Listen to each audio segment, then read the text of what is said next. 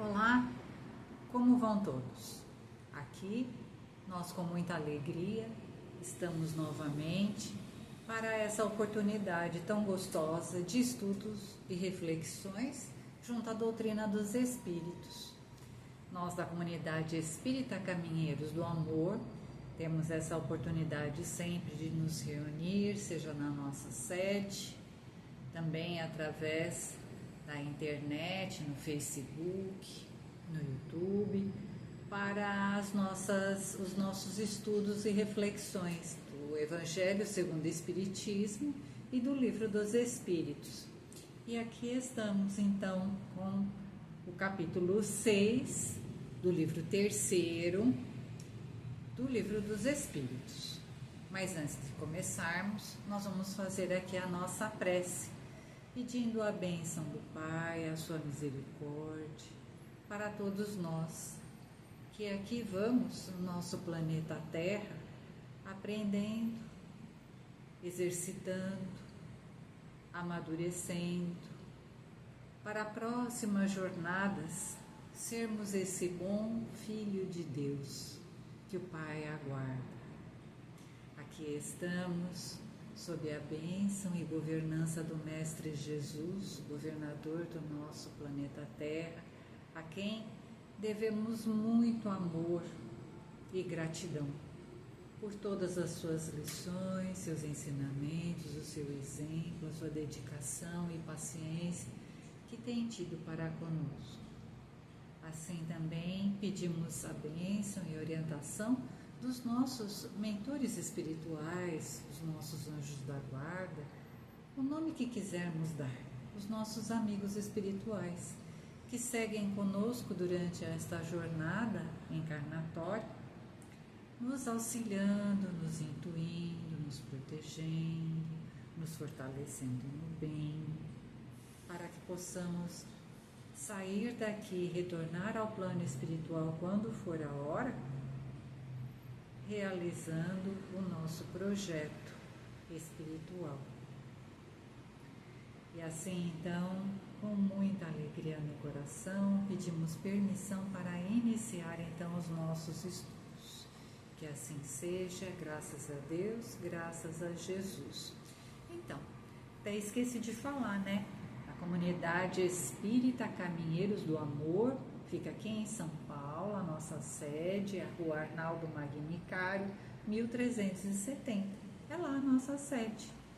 Então, quem quiser nos visitar, nos conhecer, a SECA, como nós a chamamos carinhosamente, está de portas abertas, né? De segunda a segunda. Os nossos horários estão no site, também no Facebook. Vejam e compareçam às nossas reuniões, às nossas exposições da doutrina espírita. E vamos lá então. Então, aqui com o Livro dos Espíritos, vamos aqui nos ajeitando, né?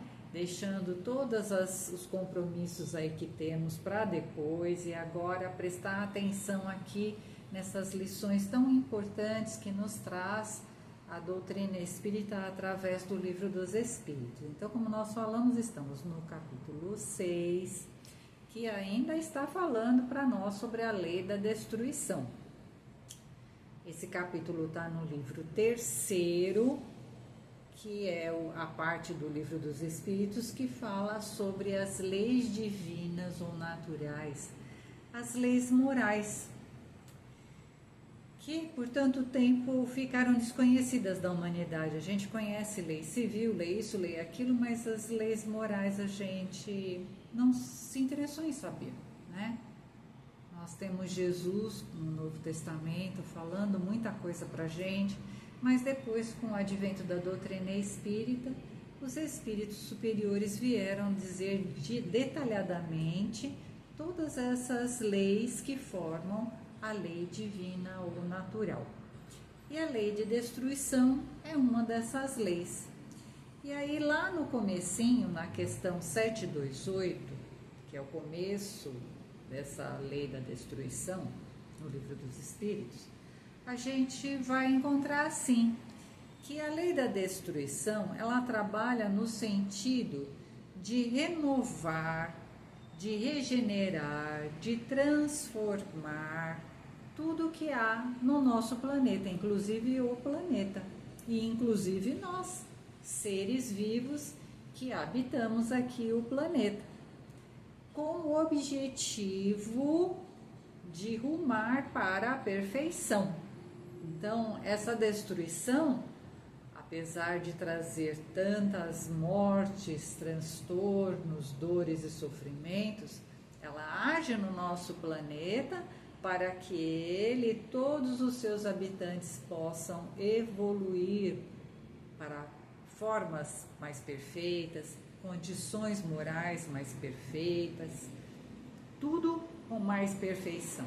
E a gente sabe que neste planeta de provas e expiações, essa lei da destruição, ela pega mais intensamente, porque o nosso plano, primeiro, é muito material. Aqui, os átomos e moléculas estão trabalhando muito apertadinho, né? A matéria é bem densa. E outra, o nível de maturidade espiritual dos seres que habitam aqui ainda é bem baixinho. Nós estamos mais para crianças mal criadas do que para o anjo. Então, essa lei da destruição, ela vai acontecer de forma mais severa aqui conosco. Conforme os mundos vão evoluindo, essa lei vai trabalhando, vai utilizando instrumentos para agir de forma mais suave, não é? Muito bem.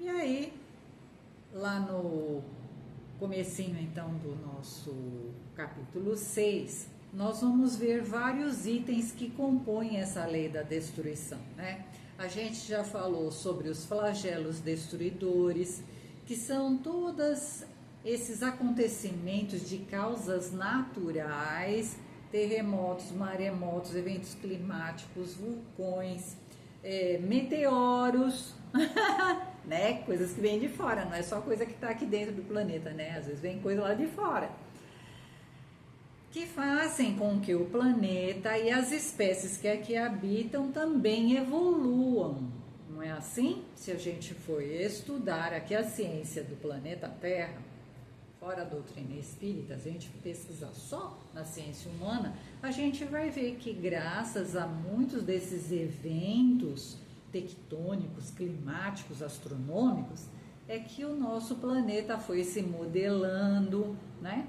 E as espécies foram evoluindo. Ó, a gente saiu lá dos dinossauros, os mamíferos proliferaram e estamos aqui hoje, né? Muito bem.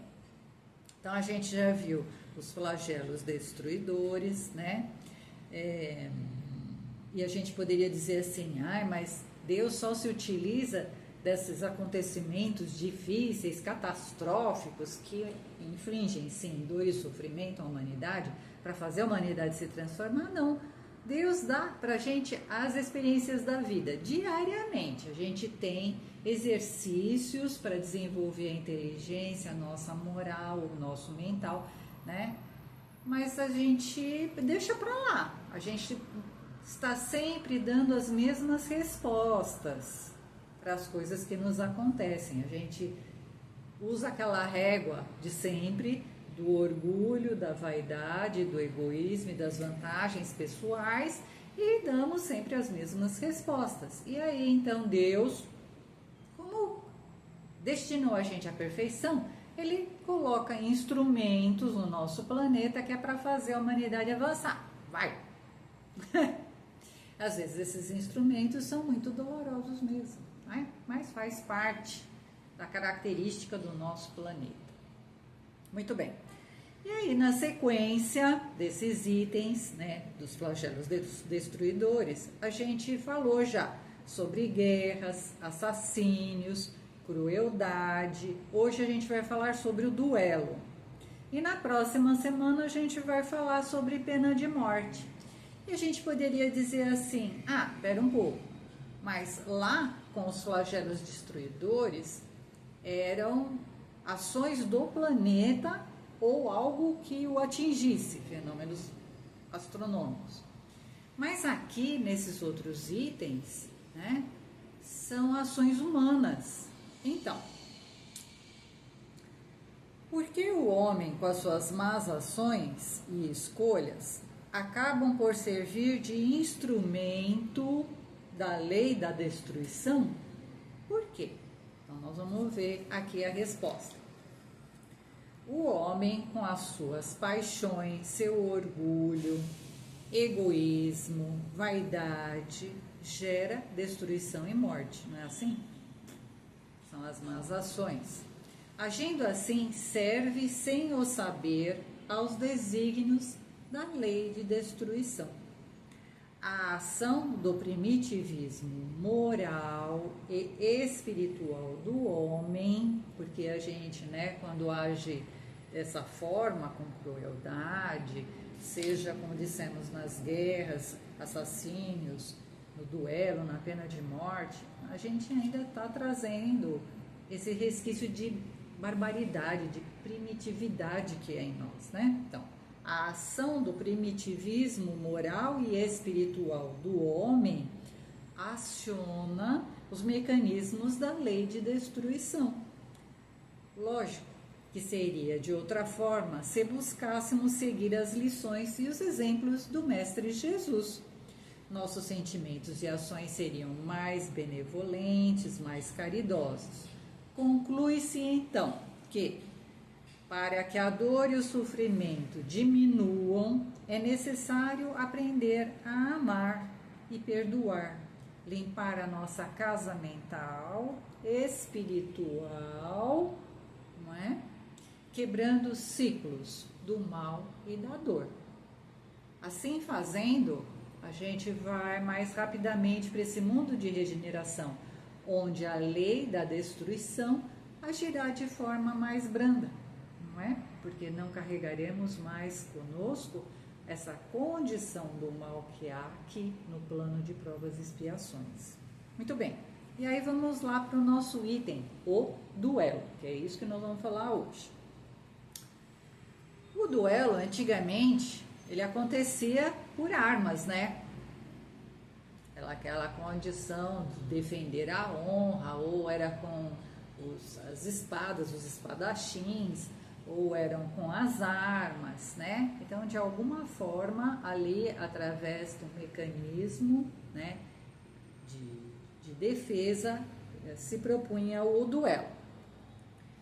Muito bem, hoje, já não mais através de armas, mas através de estratégias. Sim, o duelo hoje ganhou uma vestimenta mais moderna, As pessoas que são muito orgulhosas, que são muito vaidosas, que sentem-se desonradas, articulam estratégias para maltratar ou fazer sofrer o seu opositor.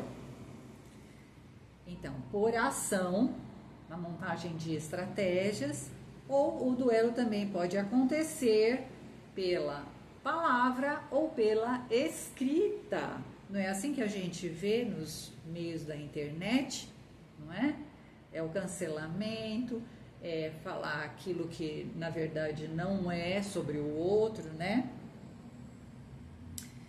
Então, qual o sentimento presente ontem e hoje nesse processo do duelo? O sentimento presente é o sentimento de ódio, de raiva, Movido pelo orgulho, pela vaidade ferida. Muito bem. Aí, a respeito do duelo, temos um capítulo lá no Evangelho segundo o Espiritismo. O capítulo é o capítulo 12. O título desse capítulo é Amai os vossos inimigos. Na parte da instrução dos espíritos, a gente tem só 5 mensagens do plano espiritual falando para a gente sobre o perigo dessa ação chamada duelo e tudo que a caracteriza, Bom, o capítulo começa, esse capítulo do Evangelho segundo o Espiritismo, começa dizendo: tendes ouvido o que foi dito, amarás o teu próximo e aborrecerás o teu inimigo. Isso é lá de Moisés, Não é a lei dos 10 mandamentos, é a lei civil que Moisés mesclou os 10 mandamentos com a lei mosaica, né? Então deu nisso aqui. Tendes ouvido o que foi dito, Jesus diz: amarás o teu próximo, aborrecerás o teu inimigo. Mas eu vos digo: amai os vossos inimigos, fazei o bem aos que vos odeiam e orai pelos que vos perseguem e caluniam, para serdes filhos do vosso Pai, porque nós todos somos feitos para amar, né? Muito bem, e ainda nesse capítulo a gente vai encontrar: se o amor ao próximo é o princípio da caridade, amar aos inimigos é sua aplicação sublime. Essa virtude constitui em uma das maiores vitórias sobre o egoísmo e sobre o orgulho. Não é ter para com eles a mesma afeição que se tem por um amigo, mas é não desejar-lhe o mal, nem nutrir ódio, raiva ou desejo de vingança, ou seja, pagar o mal com o mal. É perdoá-los, é não se opor à reconciliação, é alegrar-nos quando algo de bom os atinge, não é? Isso é amar aos inimigos, que Jesus nos pede. Muito bem. E aí a gente vai lá para as nossas questões do Livro dos Espíritos. Agora sim a gente tem condição de entender. Então, falando aqui do duelo, é a questão 757 até a questão 759A. Então, a questão 757, pergunta o Allan Kardec: o duelo pode ser considerado como um caso de legítima defesa? Resposta do plano espiritual: não. É um assassínio e um costume absurdo, digno dos bárbaros. Numa civilização mais avançada e mais moral, o homem compreenderá que o duelo é tão ridículo quanto os combates de antigamente encarados como o juízo de Deus. Então, nós vamos aqui pedir auxílio lá para Miramês, que é aquele nosso amigo espiritual que nos ajuda no entendimento das lições do Livro dos Espíritos. Bom, então o que o Miramês diz? Não existe legítima defesa dentro da lei divina, né? Não existe devolver o mal com o mal na lei divina. Só há nela uma única defesa, que é fazer o bem, o exercício do bem. Miramês diz assim: a própria lei divina é justa e misericordiosa e se encarrega de defender o justo. Ela pede colaboração para que o mal desapareça da face da terra. Por isso, a lei divina nos expõe ao resultado das nossas ações, boas ou más. A lei divina, justa e misericordiosa, coloca para nós em ação a lei da ação e reação. Então, se a gente oferece coisa boa, a gente recebe coisa boa. Se a gente oferece o ruim, nós receberemos o ruim. Para ter o mérito de receber o bem, nós precisamos fazer o bem. Amar aos vossos inimigos inclui exercitar bons pensamentos, palavras e ações. Porque é isso, a gente não vai sair do estágio ruim para o estágio melhor sem fazer um exercício. Não tem mágica espiritual que faça a gente mudar. A gente precisa ir exercitando bons pensamentos, deixar de pensar mal das pessoas, de ficar com mágoa, de nutrir ódios, de nutrir desejo de vingança, não é? De ficar fazendo estratégia para pegar o outro.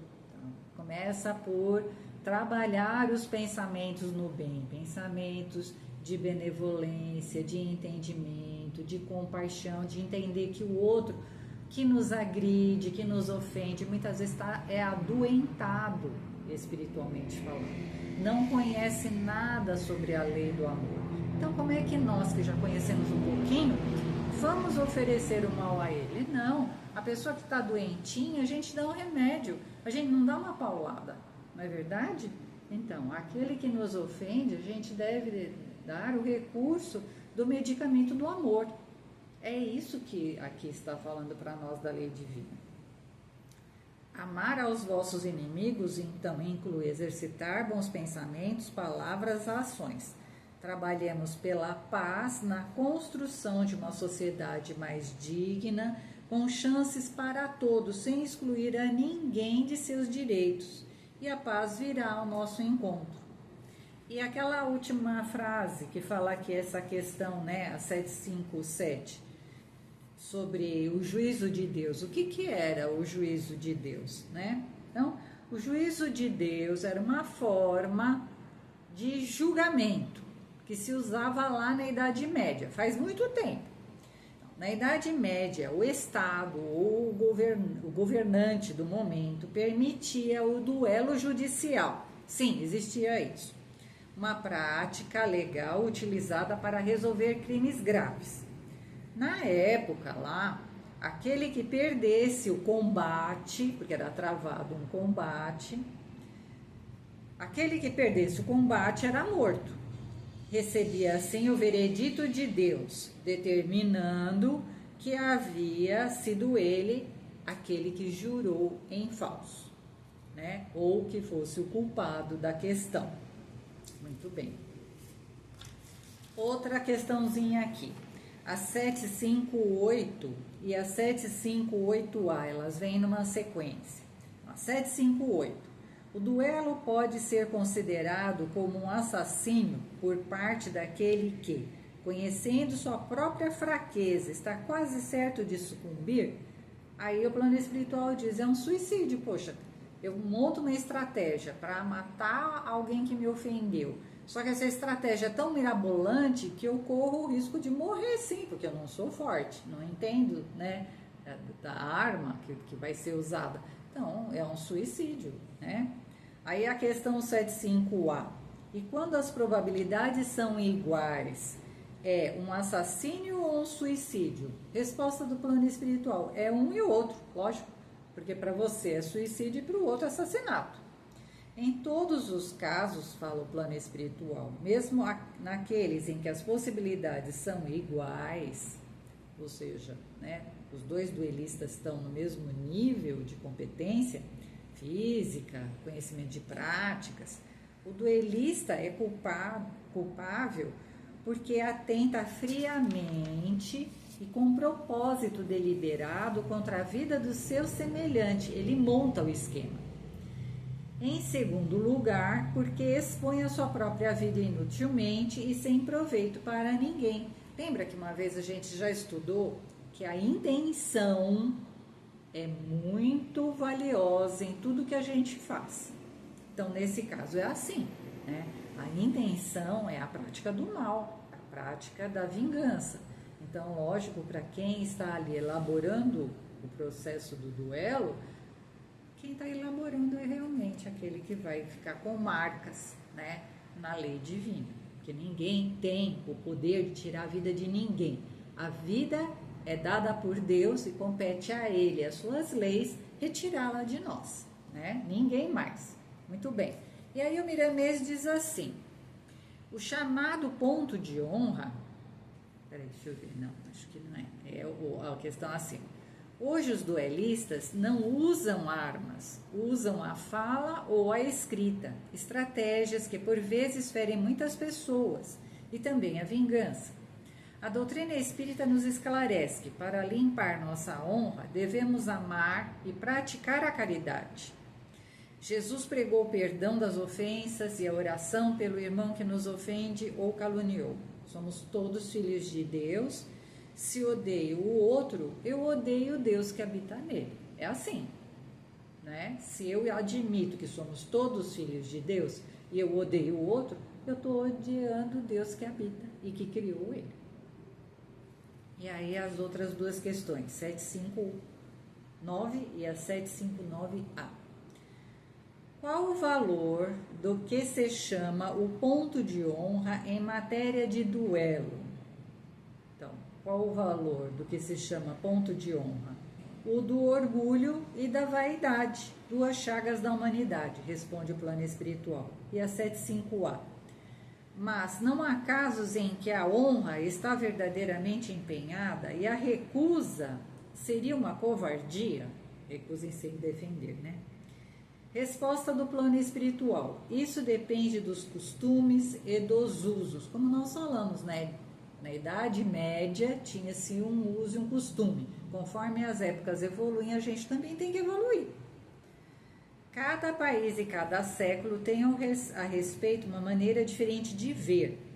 Quando os homens forem melhores e moralmente mais adiantados, compreenderão que o verdadeiro ponto de honra está acima das paixões terrenas e que não é matando ou fazendo matar que se repara uma falta. Há mais grandeza e verdadeira honra em se reconhecer culpado quando se erra ou em perdoar quando se tem razão. E em todos os casos, em não se dar importância aos insultos que não podem atingir-nos. Miramês diz assim: o chamado ponto de honra é apenas o ponto de ignorância sobre as leis divinas, somado a muito orgulho e vaidade. Acaso algum dos grandes missionários do plano espiritual, Maria Teresa de Calcutá, Irmã Dulce, o Gandhi e tantos outros, deixou-se perturbar por ofensas ou questão de honra? Com muita humildade, ensinaram e exercitaram a benevolência, compaixão, o perdão para com as dificuldades alheias, a verdadeira prática da caridade. A verdadeira honra do cristão é honrar a Deus e as suas leis. A maior delas é amar a Deus sobre todas as coisas e ao próximo como a si mesmo. Fora disso, não tem honra. Hoje, o mundo se encontra em grande convulsão moral, que é o que a gente vê, e também espiritual, no grande trânsito que se opera para a chegada do plano de regeneração. Busquemos nos estudos e reflexões que a doutrina espírita nos oferece o autoburilamento, a autoiluminação de nós mesmos. Exercitemos a paz para que a paz também venha ao nosso encontro. Que assim seja, graças a Deus, graças a Jesus.